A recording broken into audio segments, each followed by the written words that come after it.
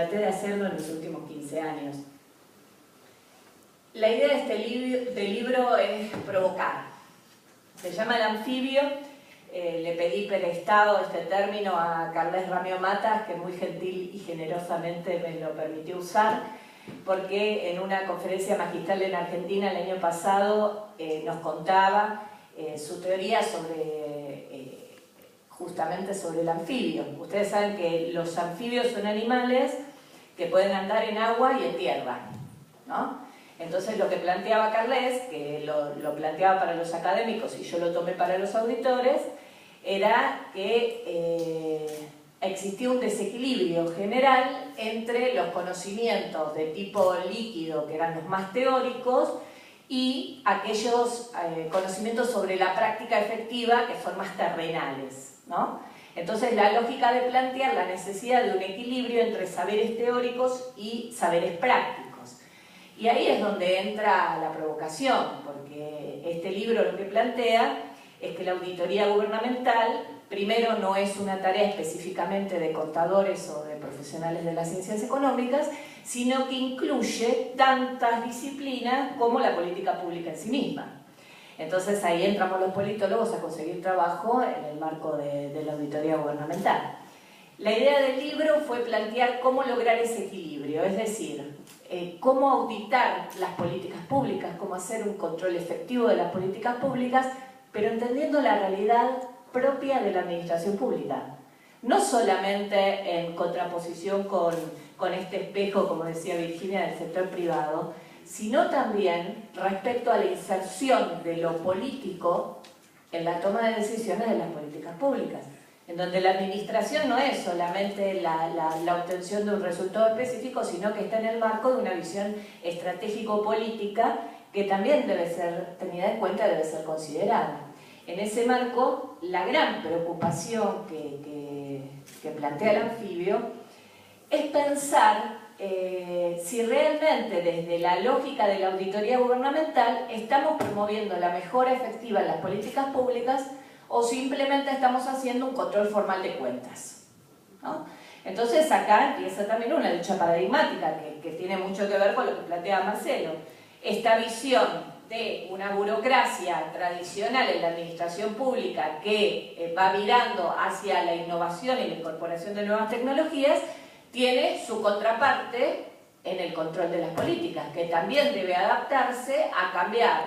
de tener una mirada procedimental tradicional a tener una mirada más orientada a los resultados de las políticas. Entonces el anfibio es un libro muy chiquitito, como verán, es ideal para el avión, para que vuelvan a sus casas con este libro y lo lean y no les pese, que lo que plantea son 3 capítulos. Un capítulo en el que hay una actualización del estado del arte de la accountability en clave administrativa. No tengo una aspiración de hablar de la accountability en clave de la ciencia política. Es más orientado a la lógica de la accountability desde la visión de Oscar Oslak, guiada en la responsabilización de los funcionarios y orientada en el marco de la accountability horizontal de O'Donnell, ¿no? Por ahí está trabajado el tema, con una actualización en la discusión sobre si los controles clásicos deben o no ser complementados por controles más transversales, más integrales de la política pública y todas las discusiones que hay al respecto de esto, ¿no? Esto es parte de mi proyecto de investigación de doctorado, donde estoy llevando adelante una comparación entre España y Argentina respecto a si los diseños institucionales de las entidades fiscalizadoras superiores, es decir, de los órganos de auditoría nacionales, influyen o no en la profundización de la accountability en términos de profundización de la democracia, ¿no? Entonces, en este sentido, esta actualización del estado del arte nos permite ver cómo fue la evolución del término de accountability, de dónde viene esta cuestión de la auditoría y hacia dónde creemos que va. Este es el primer capítulo. En el segundo capítulo trabajé presentando una serie de hipótesis, 7 hipótesis, sobre buenas prácticas generalmente aceptadas de auditoría gubernamental. Esto fue producto de mi investigación, que me dio el título de magíster en auditoría gubernamental, en una época en la que nadie hablaba de auditorías de gestión, en donde la auditoría era absolutamente auditoría de cumplimiento, era auditoría sobre la formalidad de los actos, y en donde hablar de auditorías de gestión y mucho más de las hipótesis que planteo en el trabajo era realmente bastante complicado en el ámbito teórico, pero también en el ámbito práctico. Entonces, en este segundo capítulo presento las hipótesis que se van validando con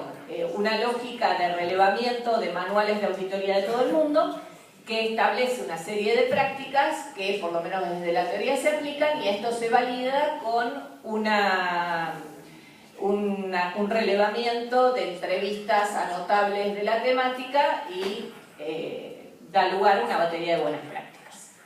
En el tercer capítulo, la propuesta es, en base a las 4 fases del proceso de auditoría, fase de relevamiento, fase de ejecución, fase de informe y fase de seguimiento, poder dar algunos tips reales sobre cómo llevar adelante auditorías que puedan reflejar efectivamente cómo está actuando la política pública en determinado lugar. Termina concluyendo sobre algunas cuestiones referidas a los objetivos del trabajo, pero fundamentalmente me parece que el aporte